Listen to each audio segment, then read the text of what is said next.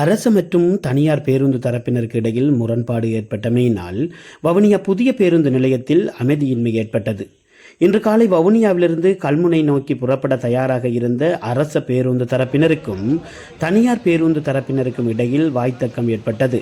அரச பேருந்து புறப்படுகின்ற நேரம் தொடர்பிலேயே குறித்த வாய்த்தர்க்கம் ஏற்பட்டுள்ளது. இதனால் பேருந்து நிலையத்தில் இரு தரப்பினருக்கும் இடையில் குழப்ப நிலை ஏற்பட்டமையினால் இச்சம்பவ இடத்திற்கு சென்ற வவுனியா போலீசார் நிலைமையை கட்டுப்படுத்தியிருந்தனர். இதேவேளை பேருந்து நிலையத்தில் கடமையாற்றும் போக்குவரத்து சபையின் நேர கணிப்பாளர் மீது தாக்குதல் நடாத்தப்பட்டிருந்தது. குறித்த தாக்குதலுக்கு உள்ளான நேர கணிப்பாளர் வவுனியா வைத்தியசாலையில் அனுமதிக்கப்பட்டுள்ளார். அரச பேருந்து ஒன்றும் தனியார் பேருந்து ஒன்றும் வவுனியா போலீஸ் நிலையத்திற்கு கொண்டு செல்லப்பட்டுள்ளது.